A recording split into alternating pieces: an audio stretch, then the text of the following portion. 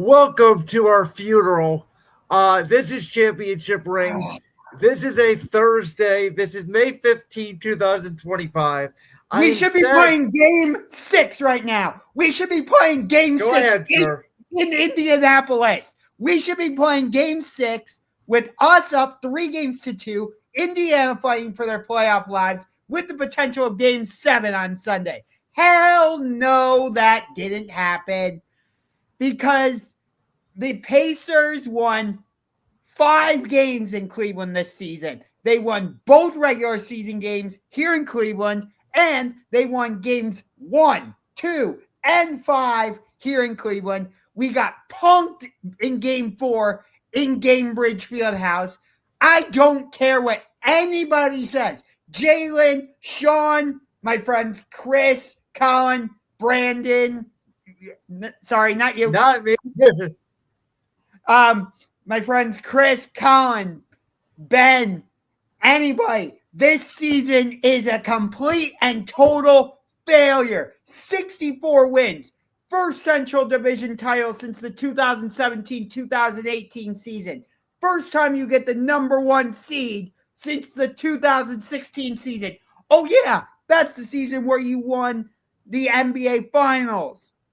You have the Defensive Player of the Year, Evan Mobley. Coach of the Year, Kenny Atkinson. Fans are drooling over the prospect of you facing the Boston Celtics in the Eastern Conference Finals. Fans and media members alike are saying the Cavaliers are the number 1 threat to the Boston Celtics for an NBA championship. And you go out like that? I'm sorry. This season is a complete and total failure. You and nobody else will convince me otherwise. This season is a complete and total failure. I get that we had the injuries with Darius Garland, Evan Mobley, and DeAndre Hunter. But even with that, this season is a complete and total failure. So, Josh, what did I tell you last week when we did our show at the time the Cavaliers were down 2-0? And you mentioned the word that if the Cavaliers did not win this series, that the season was going to be a total failure. And I said, well, it depends on the severity of the injury situation. You know, does Garland, Mobley, Hunter, etc., do they miss the rest of the series? Because that changes things narratively wise. Obviously, they both came back game 3, game 4, game 5. They played. The Cavs lost 2 out of 3 games. And no, the injuries are not an excuse. And no, Donovan Mitchell's injury is not an excuse either, quite frankly, to be honest with you. I'm going to use a different word than failure, though it is of the same family, if you will. Because failure, and while I sort of agree with you, I do feel like it's like hate, right? It's a very strong word. That's how I feel about the Indiana Pacers now. Remember how last season, after we lost that second round series to the Boston Celtics, I told you I had a playoff grudge against them? Remember that? Yes, I do. Guess what? That grudge is now extended to the Indiana Pacers. So I have a playoff grudge against the New York Knicks, the Boston Celtics, and the Indiana Pacers. Which those 2 teams are respectively number 2, number 3, and number 4, at least seed-wise in the East this season. Okay, so I'm going to get to the word that I'm going to use. And the word is this: wasteful. Me, you, every Cavs fan, Northeast Ohio or outside of Northeast Ohio, wasted 7 months of our lives watching this team. And so, yeah, the season was a waste. Again, you use a more strong full version of it. I'm just going to say flat out that it was wasteful. And in my opinion, it does not matter now what the Cavs do in the regular season next year, if they keep this core intact, which we'll get to in a minute. I don't care if they go 82-0 and beat every team by 30 points. It is absolutely meaningless because this team now has a reputation of being soft in the postseason. And if you were to tell me that a week ago, after the Cavs have literally beaten the Miami Heat by a record NBA playoff series margin that nobody had ever achieved before. That in a week's time after that, the Cavaliers would be eliminated, and it was mostly their fault because pretty much in game 2 and game 5, they had the game under control and they just did not play well in the second half. And it looked like to me in the second half of game 5, once Indiana started making their comeback in the second quarter and they got it down to 4 by halftime, I knew the game was over at that point. The Cavs looked like they'd given up. Obviously, nobody could get a basket. And I'll get into more of who to blame in a second. But this is absolutely a wasteful season. 100%. If we do bring back our core 4, Max Strus cannot be the starting small forward. It has to be DeAndre Hunter. If you want to bring Max Strus off the bench as like the 6th man, I'm cool with that. But Ty Jerome did nothing this series. Isaac Okoro gave you nothing. Where was our bench this entire series? That was one of our strengths throughout the year, and they couldn't do anything for us. Outside of DeAndre. That was supposed to be the edge the Cavs had in this series. Is they said it, I think, going into the series on television. I know you weren't watching game 1 on TV. You were down at the arena. But they said, the Cavs are the best bench in the NBA. Indiana probably has the second best. But overall, Cleveland is head and shoulders number 1. Right. And that didn't come to fruition.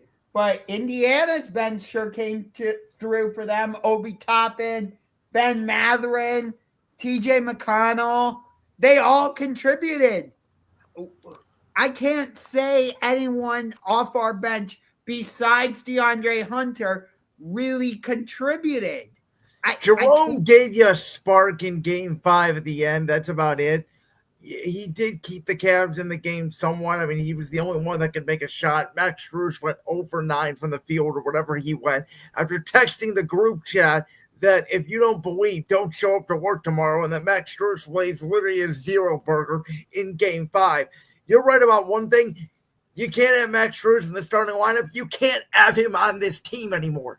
Get Max Strus off this team. And I've defended Max Strus the last 2 years because what he did in that 2023 finals run with the Miami Heat, which is why the Mavs wanted him on this team. To no show like that, I'm sorry. I don't know what happened to Strus. The lights got too bright for him. Get him off the team.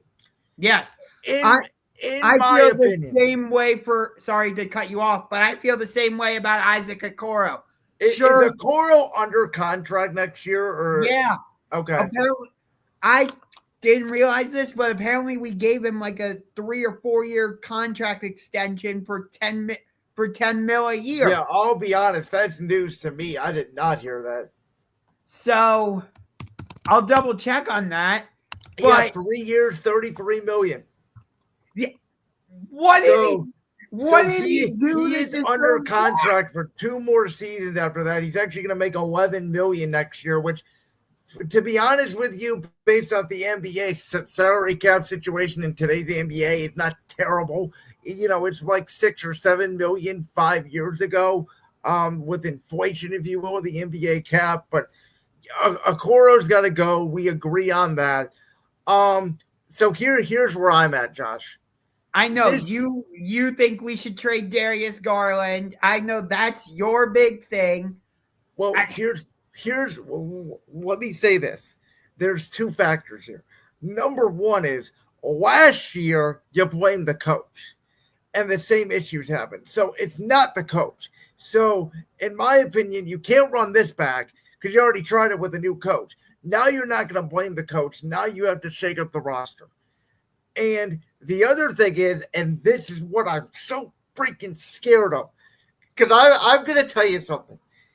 Is there a world where the Cavs brass sits back and they go, well, and we're going to talk about this in the next segment, because of the injury to Jayson Tatum in Boston, he's probably likely going to be out all of next year. So, do they sit back and go, well, our number one threat in the East is pretty much not going to be at full strength next year? The Indiana Pacers, can they really do this again, even though it's their second straight Eastern Conference championship? Did the Knicks overachieve this year potentially, whether they make the ECF or the NBA Finals? And do the Cavs just say, well, we saw the Nuggets be patient, run it back, and won them a championship.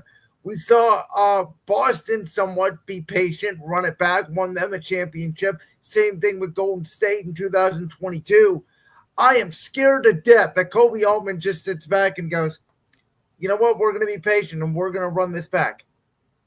And I understand that. By the way, just to address one of the elephants in the room, I'm not going to say yes or no on your statement of trading Darius Garland because I see it both ways. I completely understand your perspective on it, but at the same time, I feel like him and Donovan Mitchell did end up figuring it out to a certain extent anyway this season. So the problem I have, and again, I like DG as a player a lot, the last 3 postseasons. And this is the same for Jared Allen, too, who I would love to get rid of as well at this point, but I don't know if they could find a trade partner for Jared Allen either, because he's making pretty much max center money the way Darius Garland's making max point guard money.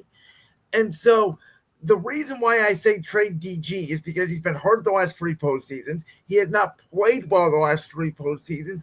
And in a series, whether it's been the Knicks in the first round, Boston in the second round, or now Indiana in the second round, when he is out there on defense, the other team is hunting him.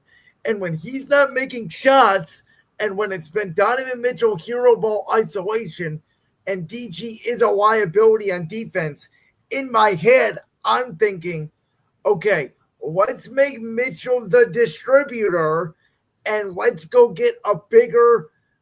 And I use this player as an example. I'm not saying go get this player, but go get like a Klay Thompson-esque 6'7", big shooting guard, 3-and-D guy. Because what makes Golden State so good is that, yes, Steph is only, 6'2", 6'3". We know he's a liability on defense. But during their dynasty, they've always backed him up with Draymond and Klay and whoever, Andrew Bogut, Iguodala. Big wings and big defenders. That's what the Cavs need to get if you're going to keep Garland, but they have 2 small guys because Garland and Mitchell are the same height. I think that was part of their thinking when they made the trade for DeAndre Hunter, but he didn't end up being that defensive stopper that they envisioned him to be. But yeah, again, I totally understand what you're saying about DG, and I saw the same thing. So I'm not disagreeing with you. I liked the chemistry that him and Donovan Mitchell were formed this season. And I loved the pick and roll that they were doing with Evan Mobley throughout games. So I don't know if I want to mess with that. But again, I understand your overall point, and I agree with you on the defensive end. You saw throughout the regular season when we played Boston, what did they do? They constantly tried to get Darius Garland onto Jayson Tatum so he could exploit that matchup. So totally agree with you. Not quite on the same page. Here's the other problem. Is I don't know, and for some reason nobody's talking about 2 things, but I want to hammer on this first. During the last few minutes of Game 5, when the Cavs needed a defensive stop, Jared Allen was not on the court, which tells me I think he's pretty much good as gone if they can find a trade partner. Yeah, we need to get a if we're going to keep Jared Allen, and that's a big if, I would say, we need to get a backup big because a legitimate backup big, not Tristan Thompson and not sliding Evan Mobley to the 5. Again, I use the Golden State example of a guy like when they back in their dynasty day, they have like a Festus Ezeli and Andrew David Bogut, West. David West, somebody, and they don't have to give you big minutes. I'm even like, I don't know if he's still in the league. He's one of my favorite players ever, even though he never gets any minutes. My man crush on Bull. Like, go get somebody that can give you 5 minutes of basketball who can just hard foul. During game 5 in the second half, I'm like, Kenny, put in Tristan Thompson for 2 minutes and let him commit 6 fouls. Like, this team was not ready for physicality, man. No, Siakam and Miles Turner were just having their way with the Cavs down low. I know Miles Turner isn't your traditional big man, but he sure he is in today's NBA. True. That part is true. I'm gonna throw one more thing, and this is where I know we're gonna disagree, but I'm gonna throw it out there. Go ahead. I am not giving Donovan Mitchell a pass for Game 5. Neither I thought Donovan Mitchell had a terrible game, and I'll be honest with you. Outside of the Miami game this series and outside of the Orlando Magic series in Game 7, I think the last 3 years he's had terrible postseason showings for the Cavs. And I am legitimately starting to question. I didn't text you this, and I didn't text our good buddy Jalen this. I texted some other people this. You know what was my first text to people after we lost? It wasn't, oh, F this team, that, trade this guy. You know what it was?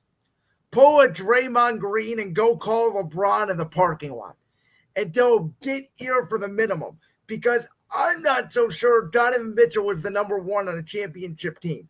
Because I think Donovan Mitchell sometimes in big games and big moments shrinks. I mean, dude, when he was in Utah, he was the number 1 seed. Lost to the LA Clippers in the conference semifinals. Donovan Mitchell led teams, whether it's been in Utah or here in Cleveland, never made the conference finals. Not once. So, and he's had good teams. And I think this is one of the reasons why Utah traded him. And Mitchell's amazing. And some nights, I swear to God, he's Dwayne Wade 2.0, which is funny because that's what Wade said when he was at the one-time minority owner. He may still be, I don't know, of the Utah Jazz.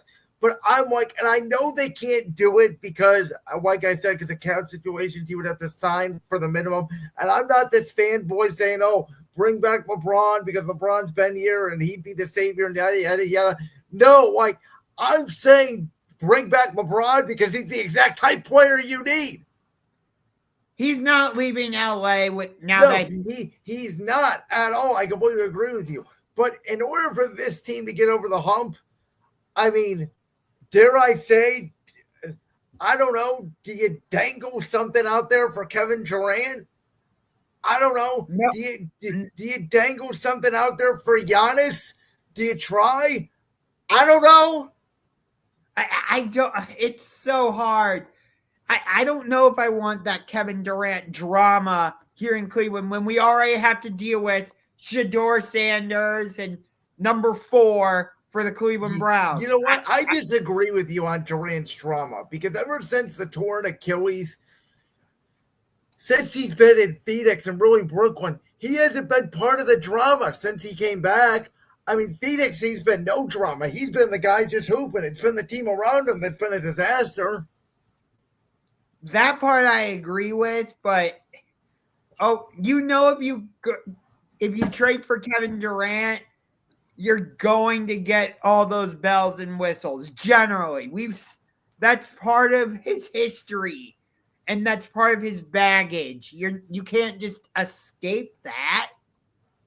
All right, let's talk about this individual. Man, what a sad moment. I've been hard on Jayson Tatum. As you know, we've had many battles over number 0 of the Boston Celtics, but this is unfortunate. Tatum is, as much as I like to say, he's one of the most overrated superstars in the game. He is one of the best players in the game. I hate the fact that these NBA playoffs, whether it is the Cavs injuries, whether it is Steph Curry, whether it is Jayson Tatum, seeing all these stars go down, I absolutely hate it. And I've talked about this at length. I think part of the reason is because these NBA playoffs go too long. They give guys too many days off early as opposed to later in the series when they need them. But listen, I mean, I think Boston's done. I don't think they're winning this series. I do think the Knicks are going to probably wrap it up tomorrow night. But the Celtics are in a very interesting situation here because if they do flame out here early in 6 and they're not as good as we think they could be next year, and it sounds like they're going to move off some pieces because of some salary cap implications. Plus, on top of that, they have a new ownership group that didn't put this team together. So, like I said, it does sound like this could be the last version of the Celtics that we know, and a team that looked like they could be a dynasty, could be one and done the way Milwaukee and Denver seemingly have been.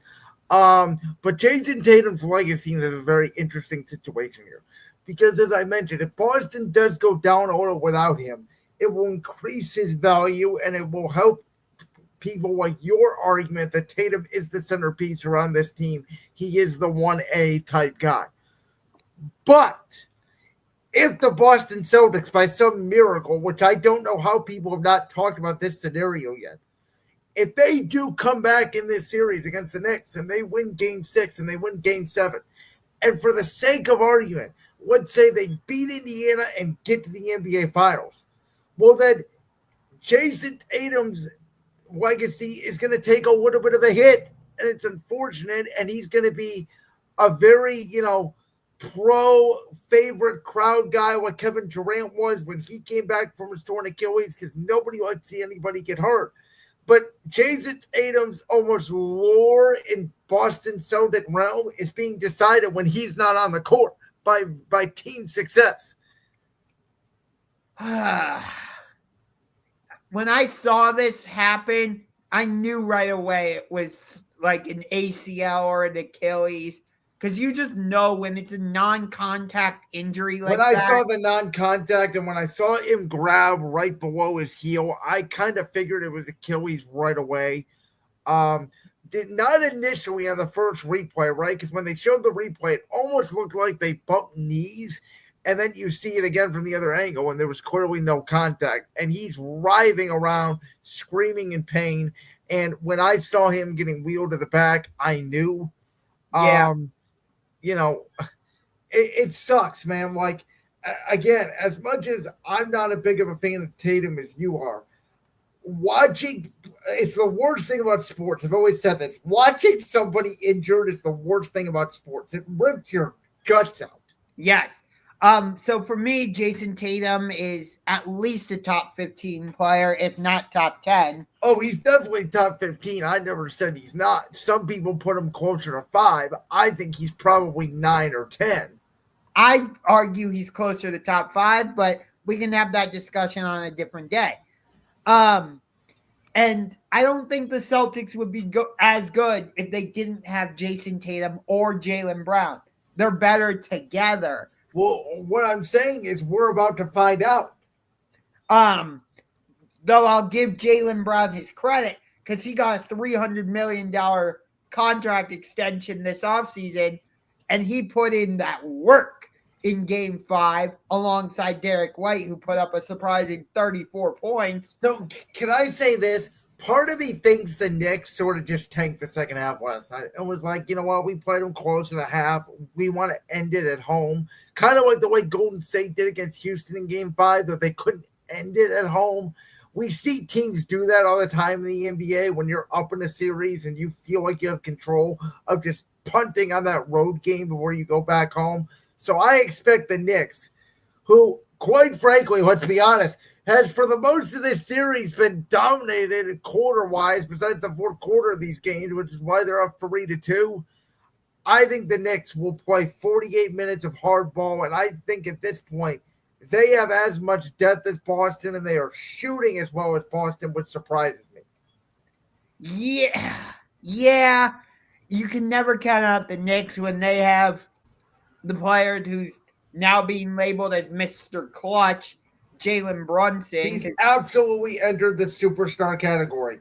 And Well, I'll have to think about who to take out, but he's absolutely entering that superstar category. Wait, so I want to get into that conversation, and I wish I might even make this a banner bar. So you're saying Jalen Brunson is entering that superstar? I think he's already there. I Okay. thought I thought he was there, but I think he's a better player than Tyrese Halliburton. I'll say that right now. I Okay. do. Okay. And I think, and I did not say this during our Cavs Pacers topic, I think Indiana may just be the 2004 Detroit Pistons all over again, where they're just a team with no Hall of Famers, but they win the championship. Okay. I'll tell you what. If They could be. I mean, I'm not saying they are going to win the championship. Now, the interesting thing about it is the Knicks took the Pacers to 7 games last year, and they weren't healthy at all. So if the Knicks are healthy, I'd probably favor the Knicks in the ECF. So that's where I'm saying I think Brunson's a better player than Halliburton because I think Brunson's had to do more with less because even Cat and Bridges, they have not carried their weight in this series. I know Bridges has been good defensively at the end of games. In game 4, he had an okay offensive outing. But when game 1 and game 2, he had like 10 points combined. Okay. So I decided to make a topic bar for this on the fly since we're talking about it. As a result of this postseason, have Tyrese Halliburton and Jalen Brunson earned superstar status? Halliburton, no. Brunson, yes. Brunson was already there. I'm sorry. I see Tyrese Halliburton, and I'm not scared of him. Like, I know at times he can go off, and he's a very special, and he's a talented player, and I get that, but I mean, do you think of him as like a top 5 guard in the league? I don't. I'm sorry. Well, it's interesting you say that because I texted you a link to Twitter where they were having a discussion, and in that tweet, it was I don't remember the exact quote. I'd have to look at the tweet, but essentially, it's I only have 12 superstars in the NBA. I do feel like Tyrese Halliburton is on the verge of potentially cracking that list. And you texted me back saying he certainly proved me wrong. He did, but he's got to win the championship to be in that superstar category. Or at least get Indiana to the finals. Because I'll be honest, we're going to get to this series in a couple minutes. I think the winner of Oklahoma City and Denver is winning the championship. That's where I'm at right now. I don't think, for the record, I don't think the Knicks or Pacers can beat the Wolves, Denver, or OKC in a 7-game series. I don't think either of these two teams, to be honest with you, are that much better than Boston or Cleveland. I think Indiana just shot better than Cleveland in 4 out of 5 games and took our will. And Boston, let's be honest, Boston should really be up 3-1 in this series if they just drove to the basket one time. And the Knicks almost lost to the Pistons. Yeah. Well, yeah. It's the NBA. Well, let me ask you this, Josh. I was thinking about this. Because we know load management has completely taken over the regular season. We know superstars don't play as much and that stuff. So we have seen in recent years 7-seed Lakers get to the Western Conference Finals. 6-seeded Timberwolves now get to the Western Conference Finals. Are these all-time great teams? This year's Thunder, this year's Cavs, who have the second greatest offensive rating in the history of the sport. Are those stats just inflated by the fact you're not playing everybody's best every night in the regular season? And is the regular season becoming even more meaningless than I originally thought? Wasn't Dallas a 4 seed? Dallas was the 5 last year because they were on the road against the Clippers. Okay. And yet they made it to the NBA Finals. Yeah. So I'm starting to wonder, and again, me and you have argued about regular season importance in these games and how teams match up, and I get it. But I'm starting to wonder, like I said, for the Cavs standpoint, I don't care if they go 82-0 next year. I don't care. So right. And wait, don't forget that in the 2023 NBA Finals, it was Miami was an 8 seed. Yes. So we're seeing it more and more. But as regards to the question on the screen, man, the crazy thing is Tyrese Haliburton has games like Game 3 where he only scores 4 points. How am I going to put him in a superstar category? He's made the Eastern Conference Finals 2 straight years now. He has, but again, it's like the Pacers are like the weirdest team ever. Because I want to give them credit for winning series, but I also want to put an asterisk by it because they haven't really played a team with full health for a full series. Yeah. Yes, they got swept by the Boston Celtics last year, but it wasn't like it was a non-competitive sweep. No, it was like the Lakers-Nuggets series of a couple years ago where, it wasn't buzzer beater stuff like the Denver LA was, but it was 3-4 point games throughout. Yeah. And here's the thing. To be honest with you, I kind of am rooting for Boston to come back because I think a Boston-Indiana ECF without Tatum would be a fascinating watch. The storyline of, like I said, if Jaylen Brown leads the Celtics to the NBA Finals, how good is Jayson Tatum really? And if Indiana beats Boston, then you're like, if Haliburton doesn't get hurt last year in the ECF, is Indiana in the NBA Finals again and not Boston? Right. Man. Because I'm sorry, and again, I think the Knicks probably match up better with Indiana than Indiana does with Boston.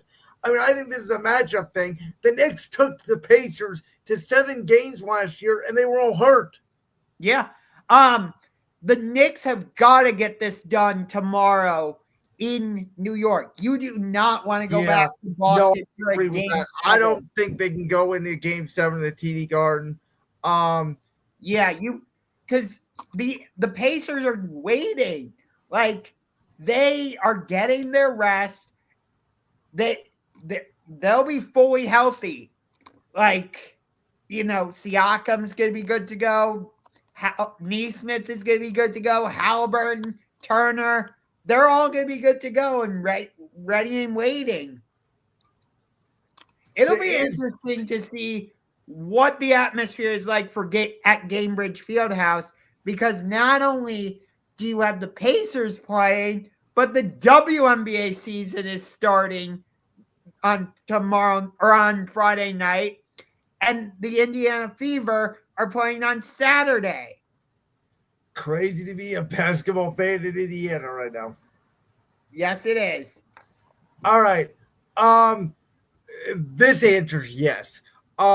Listen, this series could have been more competitive if Steph Curry was in and not injured, but he was injured, and Minnesota just dispatched of Golden State. I couldn't believe Game 3. The Warriors were up by 2 at halftime, and they didn't make a single three. And then Anthony Edwards and Julius Randle just did what he does, and Julius Randle's had the postseason of his life, and Minnesota is now in the WCF.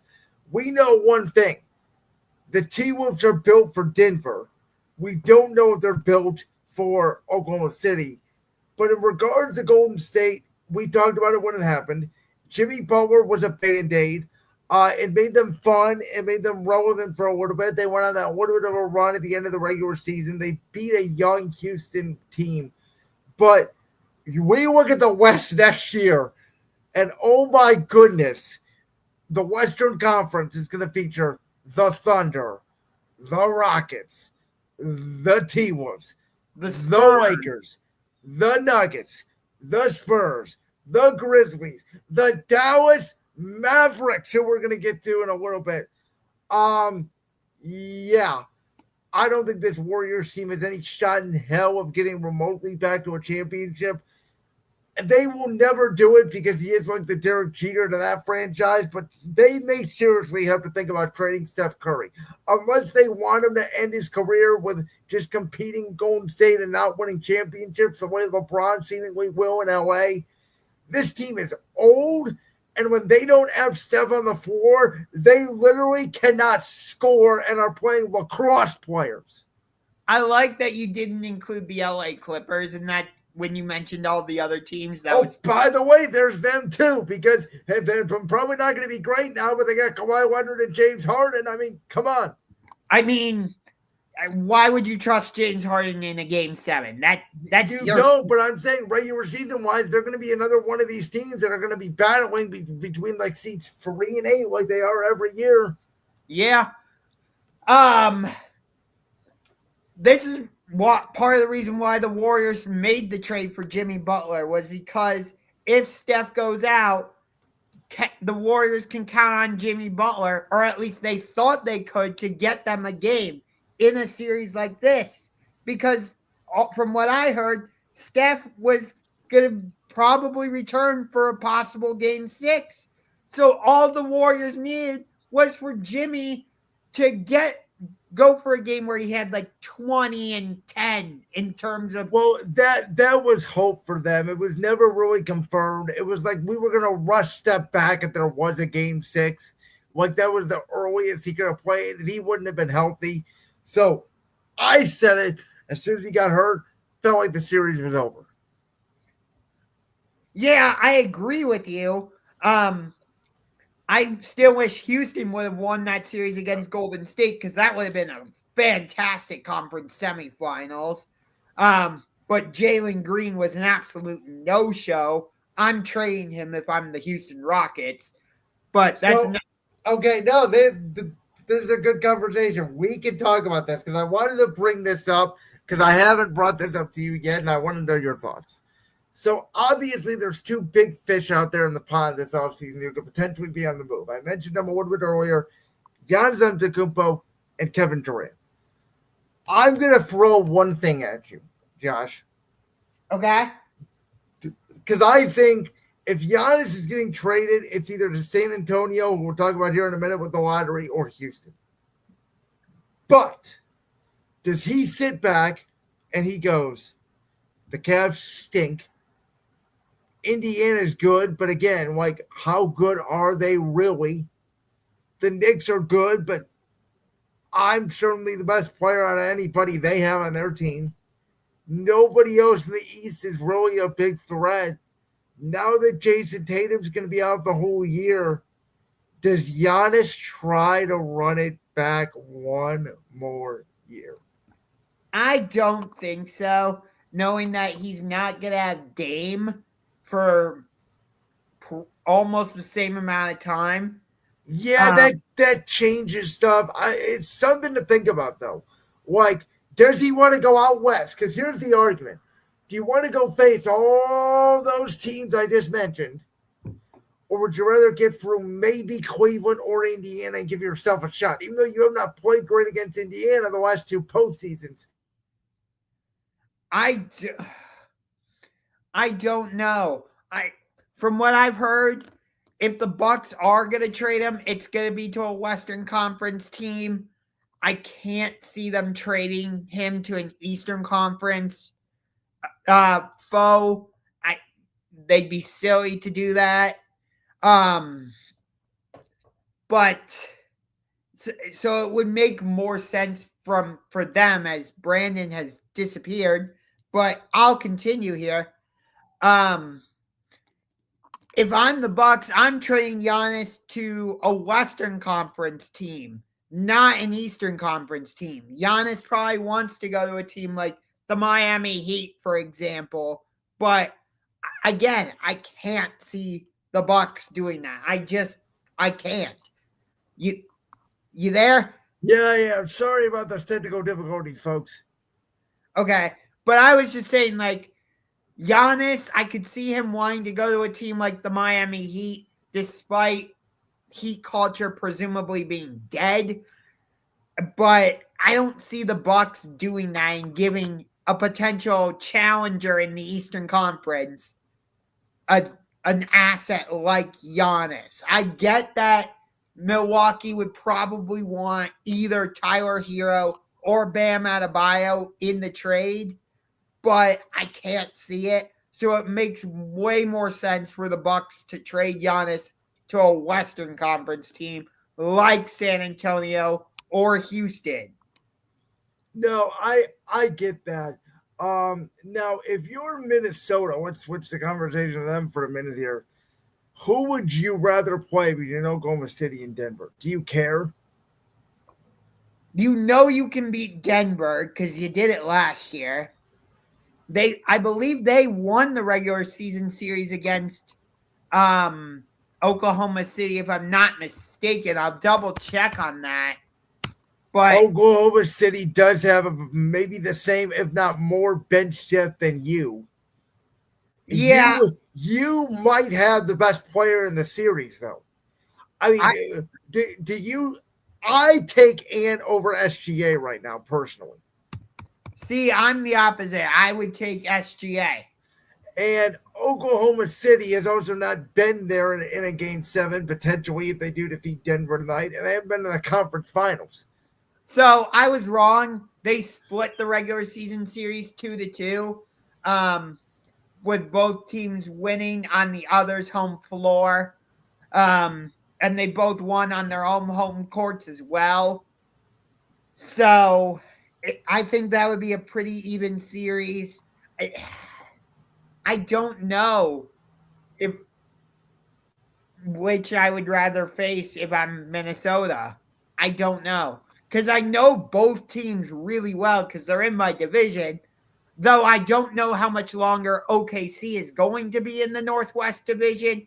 Because from what I've heard, the NBA owners are going to start having discussions about potential expansion with Vegas and Seattle being at the top of the list. I don't know if you've heard that. I did hear that as well. Let's get to Oklahoma City and Denver. Tonight is going to be game 6.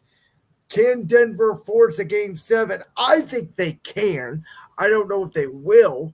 I think that Denver at points of this series has outplayed Oklahoma City, and you can make a case if it wasn't for game 4, they should be up 3-2, and you could make a case they should have put game 5 away as well.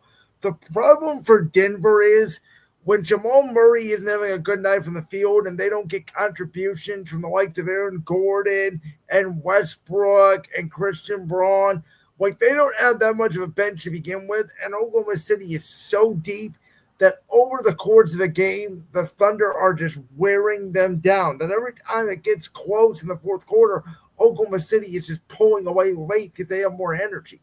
Yeah, and they haven't stopped Jokic in this series. Obviously, he went for 44 in the last game, but they played some really good defense overall in this series. Again, I get it. He went for 44, but they're not. Well, what they're doing is they're lowering his assist number. So, like I said previously, I couldn't remember if I said this on Brand's Word or if I said it on Championship Rings. Instead of Jokic going for, like you said, 44, 20, and 13, he's going for 44, 16, and 5, which the rebounding and the assists being down significantly. If Denver only has Jokic to go to, well, by the end of the game, he's out of gas because the poor man's playing 48 minutes and he's the only one scoring. Yeah, and Denver struggles when they're playing with the non-Jokic minutes because they don't have another playmaker. Yeah, Now, I mean, who's their backup big? DeAndre Jordan? I mean, he's about as useful as Tristan Thompson was for us. Yeah. That's no disrespect to Jamal Murray because he's been a big part of why the Nuggets have been successful these last few postseasons. If they don't win the 2023 finals without Jamal Murray. No, but I wouldn't say he's a top playmaker. Would you? He's the second best of what they got in Jokic, and I think he's one of the top 10-ish playoff players. If you ask me to pick a roster based off players' playoff success, I absolutely love Jamal Murray. I think he's probably the most underrated player in the NBA. You want to talk about overrated with Halliburton or Tatum potentially. I think Jamal Murray is significantly underrated. I think part of that is because he doesn't show up in those like big primetime games. No, he shows up in those games. He doesn't show up in the regular season at all, and he's constantly hurt. No. That's what I'm saying. In the big primetime games in the regular season. Well, no one's really watching regular season basketball. I mean, ratings are down 50%, but playoff ratings are up over 100%.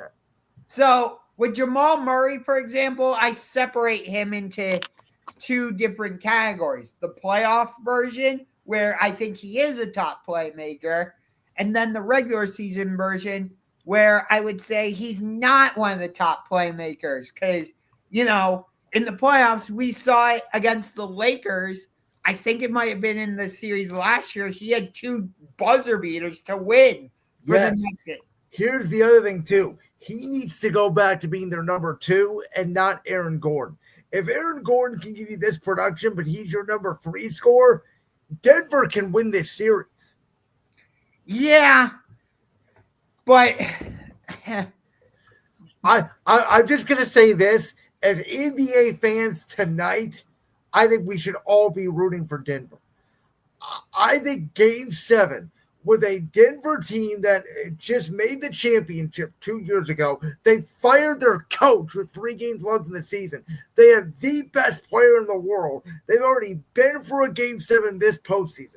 To go up against possibly what the record books may show may be one of the best regular season teams in the history of the NBA, with the presumable MVP of the week, SGA, with that young crew, can they beat Jokic, who would be the MVP runner-up at home, and they're building in a Game 7?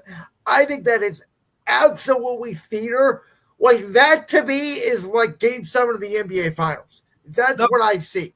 The fact that, we didn't get a Game 7 between the Pacers and Cavs, we're most likely, I don't want to write the Celtics off, but most likely not going to get a Game 7 between the Celtics and Knicks. We didn't get a Game 7 between the Warriors and Timberwolves. We kind of need a Game 7 in this series, I feel. And the fact that the 2 Game 7s of the first round were both complete wipeouts. Houston made it a game a little bit in the third quarter, I guess, but by the end, you kind of felt like Golden State was pulling away. Yeah, and Game 7 between the Clippers and Nuggets ended up being a rout. That's what I'm saying. So I think the league needs this. We both talked about the fact the NBA Finals is not at a Game 7 since 2016. I've said it now. This will be the 3rd time tonight. I believe you are watching the NBA Finals in this series. I as much as we're talking about we need a Game 7, I just think Denver is running out of gas. Jokic gave everything he had in Game 5. I know he's back at home, but OKC has shown that they can go into Denver and win. And I think the Thunder end it tonight, and we get Thunder Timberwolves in the conference finals. And that's that. Who's your early lean in that series, if that's the series? I would go OKC. Probably, as right now, OKC in 7. I actually agree with you completely on that. I think it would be Oklahoma City in 7. Again, I think I agree with you that Oklahoma City is going to win tonight, but I think it's going to come down to the wire. I think it's going to be SGA hitting a shot or Jamal Murray or Jokic missing a shot. I think this is going to be a very close game. I would agree with you. The fact that the NBA Finals is either going to be OKC, Indiana, OKC, New York, Denver against New York or Indiana, or Minnesota against New York or Indiana. I don't know how the NBA feels about that, because outside of New York, those are all small market teams. I think you just had a perfect transition to, is the NBA rigged? Is it not? Is the lottery rigged? Listen, the Dallas Mavericks essentially traded away Luka Doncic for Cooper Flag. My God. Your thoughts on this, and then I'll give my thoughts. They had a 1.8% chance of getting the number 1 pick. 1.8. So less than 2%. And they won it. So it's almost like the NBA said to them, hey, if you trade Luka Doncic to the LA Lakers and revitalize them, we'll give you the number 1 pick. And Nico Harrison was like, okay, I'll do it. So yes, I do believe in that conspiracy theory. I'm very much a conspiracy theorist anyway. Um, but I, I don't know. To go from NBA Finals to absolute devastation with trading Luka to this is just a weird series of events. I don't know what to make of this. Think about this. The city of Dallas landed the number one pick in the WNBA draft, which they used to take Paige Beckers out of UConn. And now they get the number one pick, and they're going to get Cooper Flagg for the Mavericks. Who is, by the way, almost exactly what they need. A legit wing player at 6'9", who's going to be a walking 20.8 rebound guy, I think, first year in the NBA.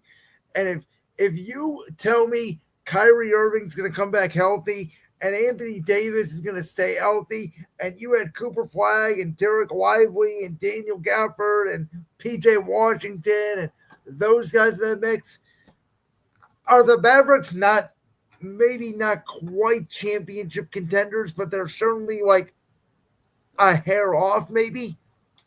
And don't forget Klay Thompson. Yeah, but I mean, he's getting older. How much can you trust Klay? I mean, I couldn't trust Klay as far as I could throw him. He did not really have a great season. I mean, I don't even think of Klay when I think about top Mavericks right now. I mean, he's still a catch and shoot guy. Yeah, he can give you that. He's certainly not as good defensively. I'll give you that. No. I know Jalen continues to argue with me about this, but I'm not changing my stance. Prior to his career-defining injuries, Klay was the best two-way player in the NBA. I think him and Kawhi Leonard are right up there. I think you can make a debate for either one of them. We're back in the day. I'm not talking about this lottery specific. Have you always been an NBA draft lotteries rigged guy? More recently, I've been that way. Not always. Though I will say, when we got the number one pick in 2014, I was like, wait, how did that happen? I could give you numerous examples. Way back in 1985 with the New York Knicks and Patrick Ewing. 2003 with LeBron James. 2011 with Kyrie Irving. 2014, like you mentioned, with Andrew Wiggins. 2012 with the New Orleans Hornets at the time, and Anthony Davis after the Chris Paul to the Lakers trade got refuted. How about 2019? Anthony Davis gets dealt to the Lakers. They get Zion Williamson. 2023, Victor Wembanyama goes to the best international market that the NBA has in the San Antonio Spurs. And now this. Yeah, listen, the NBA on the court may not be rigged, but the lottery is certainly rigged. I've always thought the lottery is stupid. I always thought it's stupid that you as a franchise taking your risk with ping pong balls, and now they're talking about potentially doing it in the NFL, which I think would be absolute bullshit. But the Hornets got screwed. The Atlanta Hawks got screwed. The Charlotte Hornets got screwed. The Utah Jazz got screwed. And so, listen, am I excited for Cooper Flagg to be in Dallas? Yeah, I am, because I actually think it'd be a good fit for him. Am I upset he's not going to Philadelphia? Yeah, I am, because I think the East needs stars. But I could pick a lot worse of a place for Cooper Flagg to go to than Dallas. Yeah, Washington would have been 10 times worse. Yeah, Washington, Charlotte, even Utah. I've seen some people floating the idea out that they could trade the number one pick. I don't see that at all. The Mavericks have already come out and said they're not. Is Nico Harrison that crazy? Would they really trade Cooper Flagg for like Giannis? I don't know. I don't see it happening. Now, the Spurs one's interesting, right? Because the Spurs got the number 2 pick. I do think if you offer Stephon Castle the number 2 pick and trade swaps or however you want to do it there, to go get Giannis, my oh my, I don't know if the Bucks could get a better offer than that. Yeah, from what I've heard, the Spurs don't want to trade Stephon Castle. They want to try and get, from what I've heard, Ace Bailey out of Rutgers at number 2 and pair him with De'Aaron Fox and Stephon Castle and Wembanyama and see how that goes. I think that would be a very interesting lineup if that's what they end up doing. I don't know. Well, we know Greg Popovich is now going to be part of the basketball operation, so he's going to make that decision. I think it depends on if you feel like you can win the championship right now. Because, again, you look at the Western competition, Oklahoma City, Denver, Houston, Minnesota, Lakers, Dallas now. It's tough, but if you get Giannis next to Wembanyama, who's scoring on you is my argument. Yeah. I still think you would need a true big man, though, at center. That's Wemby. That's your true big. Wemby's your 5. Giannis is your 4. De'Aaron Fox would be your 1. And then I don't know the rest of the Spurs lineup to get your 2 and your 3, but there's your lineup. I guess that could work theoretically. How does that not work? It would be David Robinson, Tim Duncan-esque. Because Wemby plays in the lane. You're acting like Wemby doesn't play in the lane. I just don't know.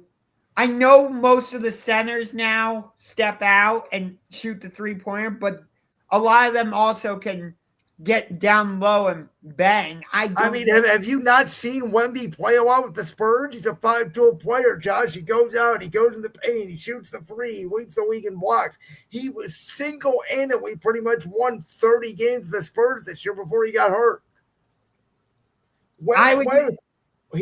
To me, Wemby is a better version of Giannis. That's what he is.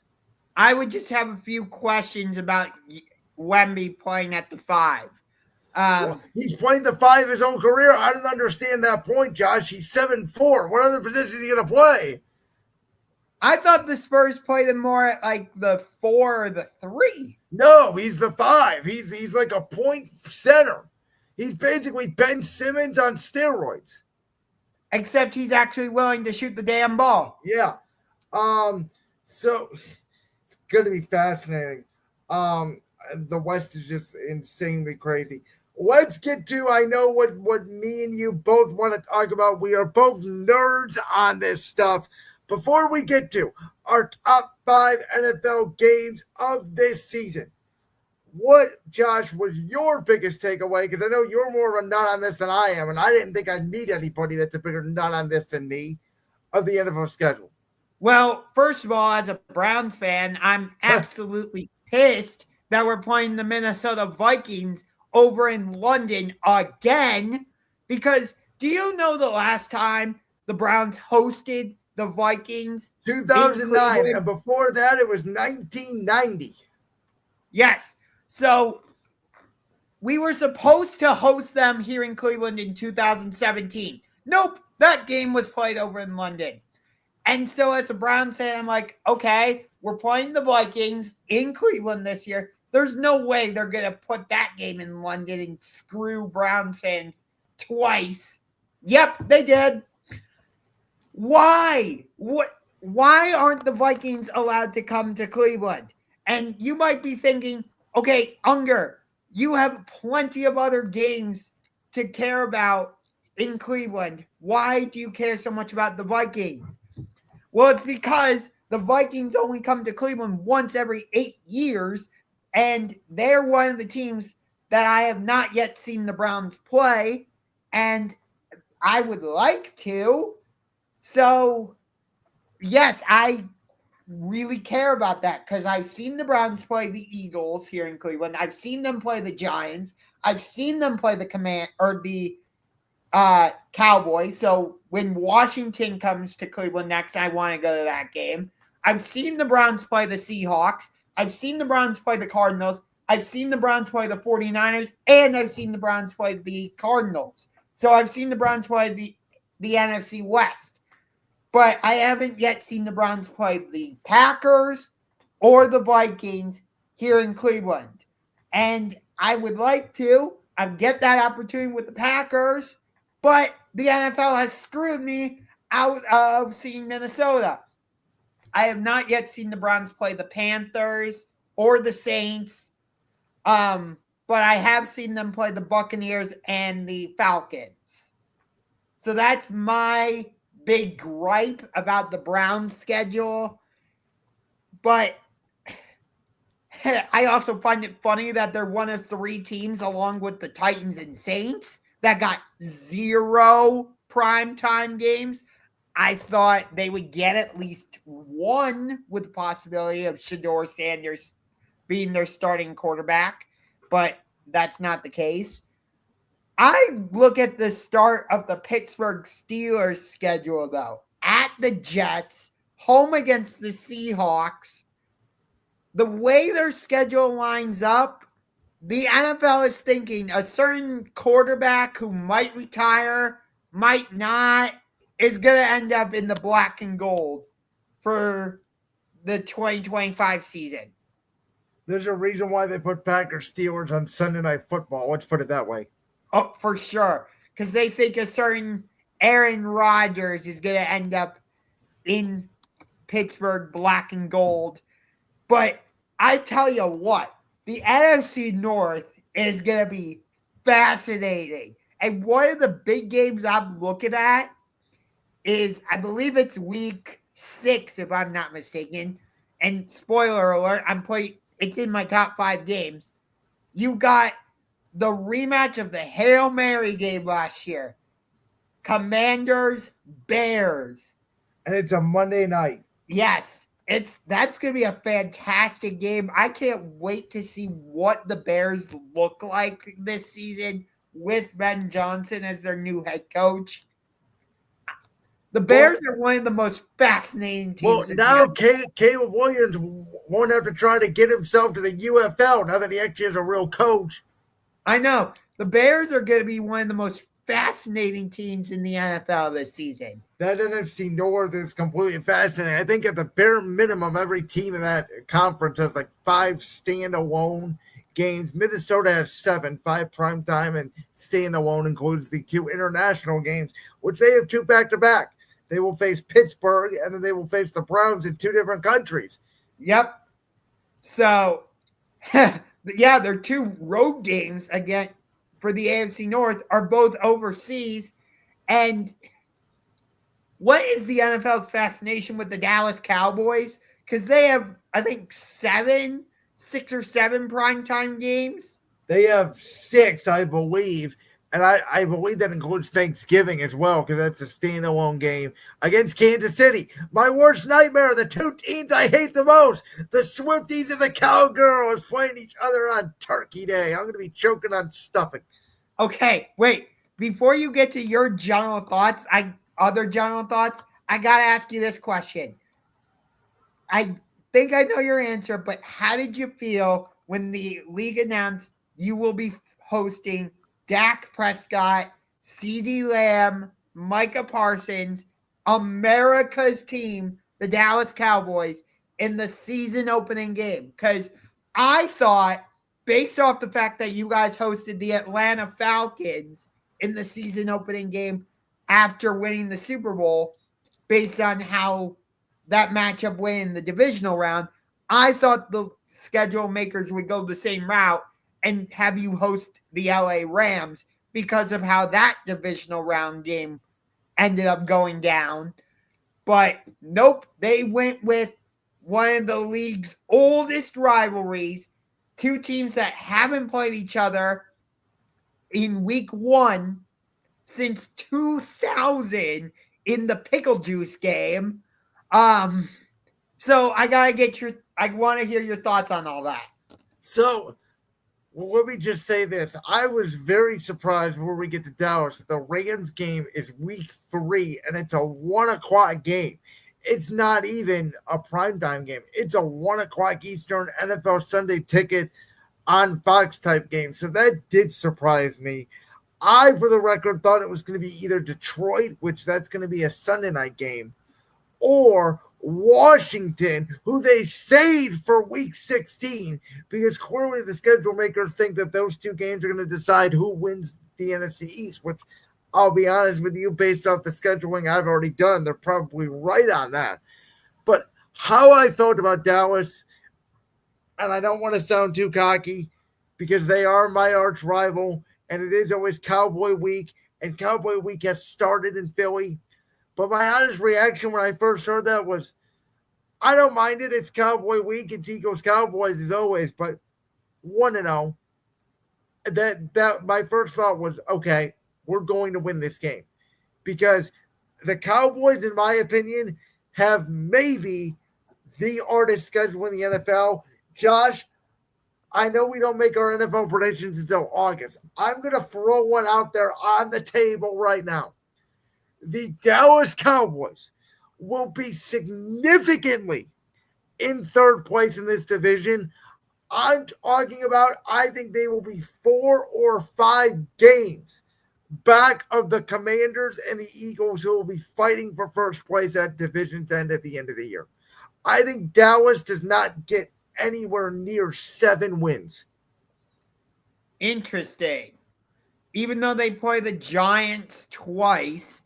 They do, but look at this schedule. I mean, I don't know if you've seen the Cowboys' schedule. To me, it's an absolute murderer's row after the Giants week 2. So they go to Philly week 1. They host the Giants. Okay, who cares? Then they go to Chicago. And I know it's early in the year. I know it's the Bears. But I'm sorry. I think the Bears are the better team right now. And I think especially at home. Then they host Green Bay, who they can never beat the Packers. So give them an L there. They go to the Jets, which, okay, they can beat the Jets. At Carolina, tricky game to me. They always struggle in Carolina, and I think the Panthers, I'm not going to say playoffs, but I think they're going to be sneaky good, and I love the way Bryce Young came out at the end of last season. I don't think that's an automatic W. Then they host the Commanders. I don't think they're better than the Commanders at all. They go to Denver. In my lifetime, I don't think Dallas has ever won a game in Denver, and we know the Broncos were a playoff team last year with Bo Nix.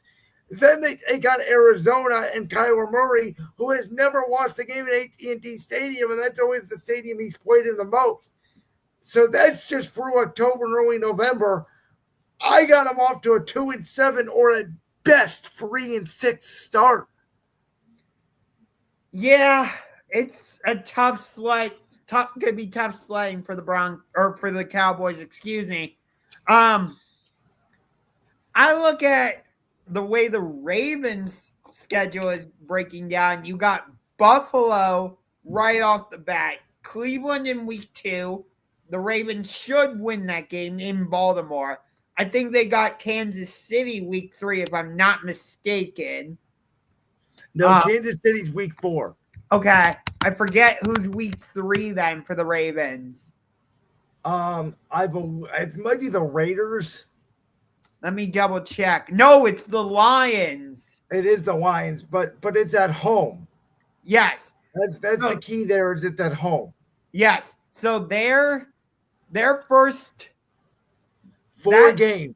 They got Buffalo, Detroit, Kansas City, with Cleveland mixed in there. Don't forget, in week 5 they have Houston, and in week 6 they have the LA Rams. But I know Houston, I believe, is on the road, but the Rams are also at home. Houston and the Rams are both at home. So, yeah, the thing about that schedule is all those tough games besides Buffalo and Kansas City are at home. That's true. And Baltimore is a great team at home. We've seen that. So, but that's still, like, you got to deal with the Rams and Matt Stafford. Houston, I know they owned Houston the last time they played them in the divisional round. And you have Detroit. Again, they destroyed the Lions the last time they played in Baltimore, but Josh, I'm going to give you 2 quick ones here out of the NFC. 2 schedules that I think are absolutely beneficial to both of these teams. I think we're about to see the return of the San Francisco 49ers. This schedule is an absolute cupcake of a schedule, if you ask me. So week one, they go to Seattle, who they have owned for the past, I don't know, 3, 4 years under Kyle Shanahan. Seattle can't beat them. Outside of that game last year where Geno Smith ran him in at the buzzer on him in San Francisco. Then they go to the Saints, who are probably going to be the worst team in the league. Then they got Arizona, who again just does not cannot compete with San Francisco. They always feel like that they beat Arizona. Then they host Jacksonville. I mean, I look at that and I go, that could be a 4-0 start. We know their history with the Rams, that outside of last year, they always owned the Rams. And then they go to Tampa, who last year when they were all beat up, they took care of. Like I think the Niners. Granted, hey, it did take a last-second field goal for the 49ers to beat the Buccaneers, which, by the way, I'm looking at the Buccaneers schedule. It's fascinating. You got at Houston in week 2, following a season opening game at Atlanta. You got a home opener in week 3 against the Jets, followed by home against the Eagles. Then you're at Seattle, home against San Francisco, at Detroit, and then at New Orleans, bye week, home against the Patriots, home against at Buffalo, I'm sorry. That's a lot of wins on that schedule. And at the Rams. That's not an easy schedule. Oh, I disagree with that at all. You know why? Because, first of all, they own Detroit. They beat Detroit last year in Detroit. I don't think the Lions are going to be as good this year, especially defensively. They own Philly. We know that, especially in Tampa. And even though the Falcons beat them twice last year, remember the game in Atlanta on that Thursday night? It took a wild fumble. Here's my take about the NFC South. I think Tampa Bay runs away with this division. I don't even think Atlanta comes close. So my big thing is, I get why they wanted to do Packers-Lions on Thanksgiving. I would have done Buccaneers-Lions. I think doing Bucs-Lions on Thanksgiving would have been fantastic. That's one of my bigger gripes is, why did they always do like Bears-Lions or Packers-Lions? Why not change it up and do a playoff rematch? Buccaneers-Lions. Do that. Well, in fairness, Packers-Lions is a big marquee game. It could decide who wins the NFC North. It's not like it's a bad choice. No, I'm not suggesting that at all. But me personally, I would have preferred Buccaneers-Lions. I think this is the best Thanksgiving slate we've gotten in forever. Plus, you cap it with Joe Burrow against Lamar Jackson. Let's get to that, because that is on my list. I'll tell you that right now, of my top 5 NFL games of the season. So this schedule to me is really interesting, Josh, because there are games like week 2, Eagles, Chiefs, Super Bowl rematch in Arrowhead Stadium, Chiefs home opener. There are games like Chiefs Chargers week 1 in Brazil on YouTube. There are some like Ravens Bills week 1 Sunday Night Football, Ravens Chiefs week 4. There are some really fascinating matchups early in the year. My problem with putting them on the top 5 games of the year list for all those games I just mentioned is that they are so early in the year, and teams change from week 4. As my Eagles, we were 2-2 for 4 weeks a year ago. We only watched 1 game the rest of the year. So teams change. I think the later in the year you are, the bigger the game is, obviously. So I went for games more so than not later in the year, week 9 or later. Okay. So number 5 on my list is a game that we mentioned previously. And I'm going off that this is going to happen because I'm going off that this man is going to sign with the Pittsburgh Steelers. It is the return of Aaron Rodgers. This game will be in Pittsburgh, but Aaron, for the first time, facing his former team, Sunday Night Football, Week 8, Packers-Steelers. I think this will be such a big storyline game for the Aaron Rodgers reason, but I think it may also be the last big, meaningful game Aaron Rodgers ever plays. And I think that that is a bigger impact for me than maybe potentially for others. Number four, I just mentioned it. This will be the first time they meet Thanksgiving night, Bengals Ravens. We know how these two teams played last year. Both games were shootouts coming down to the wire. I expect Cincinnati to be better this year. Listen, as long as they have Joe Burrow, Jamar Chase, T. Higgins, I'm not counting them out. We know the Ravens. We know they just need to get over the hump. Number three needs no explanation.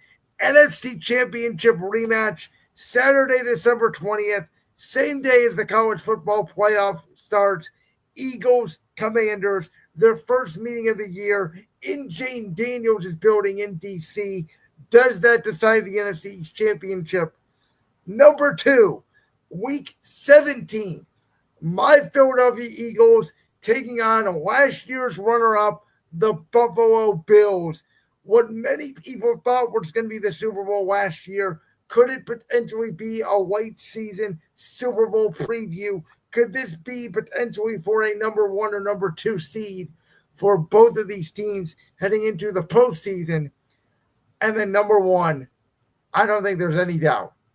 Week 9, 425, CBS, Jim Nantz, Tony Romo.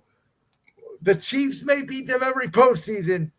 The Bills beat them every regular season. Bills, Chiefs. Without a doubt, it's Manning, it's Brady of this generation. It's week 9. It's later in the year. That's my number one. Okay. So my number 5, we mentioned it. I'm going with week 11, 1 o'clock on CBS. I'm very surprised this is a 1 o'clock game. I thought it would be Sunday night football, or at the very least have Jim Nantz and Tony Romo on the call, or Kevin Burkhardt and Tom Brady. But we will see Tampa Bay Buccaneers at Buffalo Bills, Baker Mayfield against Josh Allen. It is mid-November, so it could be a snowstorm because it's Buffalo, but we don't know.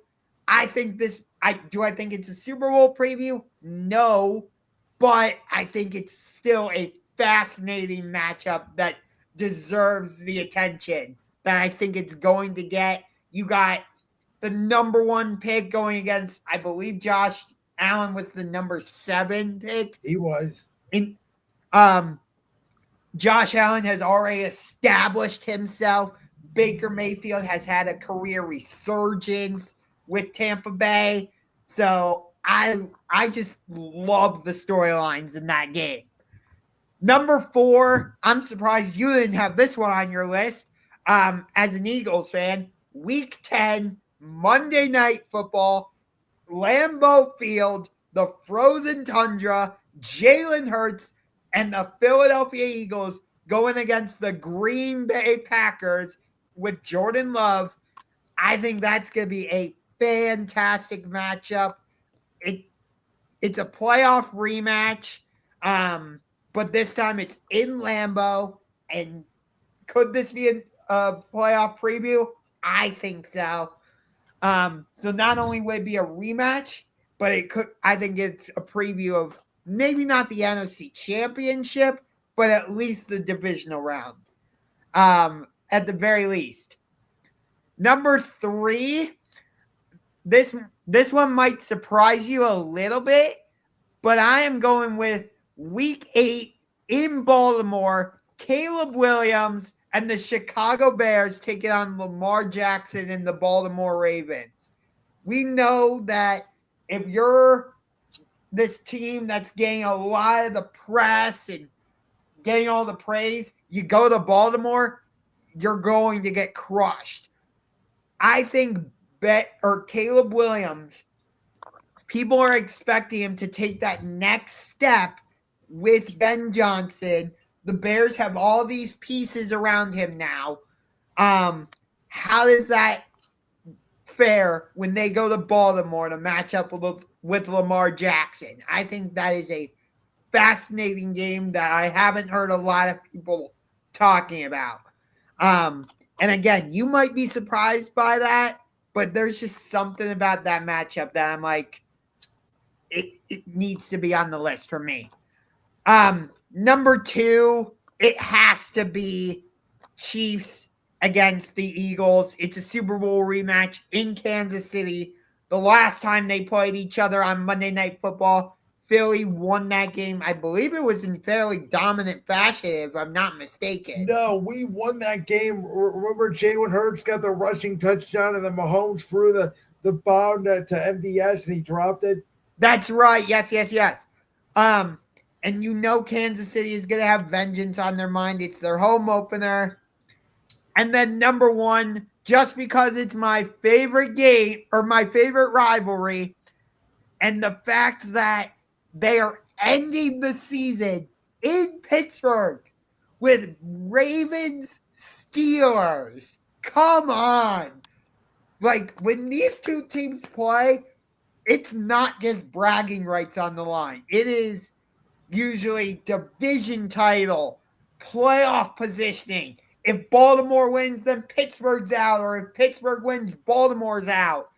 They met it for the AFC Championship. This game, it's my favorite rivalry in the NFL, without a doubt. Anytime they're playing, I try to find my favorite seat on the couch and I want to watch it. Ravens Steelers ending the season in Pittsburgh. I love it. So I don't have a problem with any of your games, but I think the NFL is now having a problem. We have too many good teams. We can't get these guys all on prime time every single week. I think that's what this schedule shows. There's a lot of big games, and some of them even are at 1 o'clock, like you said. The Ravens Steelers one. The only reason, there's 2 reasons I push back. The main one is because it's week 18. And I try to stay away from week 18 because the Steelers are going to probably be 9-7, trying to go 9-8, keep that 500 record over or whatever. But even in big divisional rivalry games, seeding is likely to be wrapped up. There's not going to be, arguably, maybe the Stars don't play. And on top of that, like, if Aaron Rodgers and the Steelers, if this is, what it could be with the Jets and the Steelers don't have, their over 500 season, like, is Aaron even going to play this game? So I could have flipped it and done week 14 when the Steelers play at the Ravens.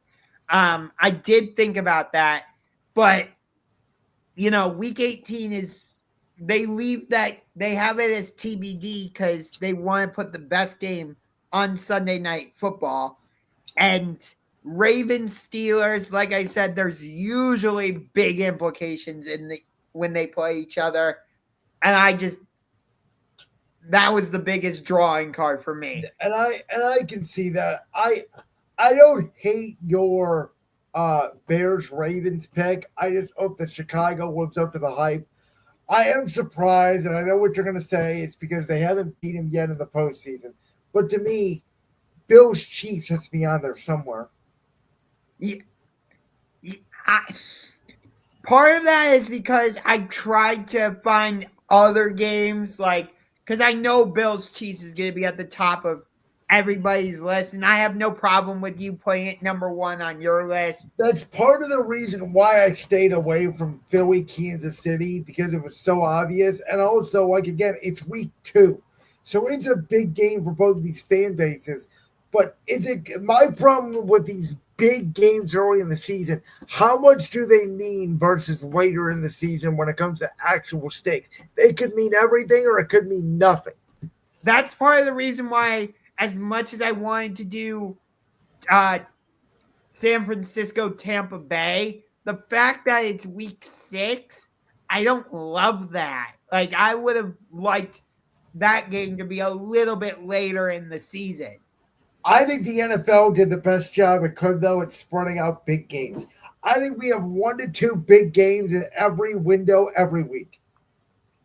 Yeah, and again, the fact that the number 1 pick in the NFL draft has 0 primetime games. I think they're going to be flexed into a Thursday night game, whether it's Jacksonville with Travis Hunter or Houston with CJ Stroud, like one of those divisional games. I could see that being flexed in later in the year. I want to go to the Let me pull up the Broncos schedule because that's the Broncos schedule. From what I saw, is okay. I'm going to give you a spoiler real quick, and then we only got a couple minutes because I got to get out of here. Josh, you picked the Broncos to make the playoffs last year, and good for you. You were right on that. I have Denver being fourth in that division this year at 8-9. I think the Raiders are going to make a significant improvement this year. And I think the Raiders are going to be – I think the Raiders and the Patriots are going to be the Commanders and the Vikings, not necessarily to the level of that, but those are your two good shocks this year. So when I look at the Broncos schedule, the game that I would put as an honorable mention, Week 15, they host the Green Bay Packers. Something about that matchup is fascinating to me. Jordan Love against Bo Nix, two young quarterbacks who, like, both have something to prove. With Jordan Love, it's, what version of Jordan Love are we going to get?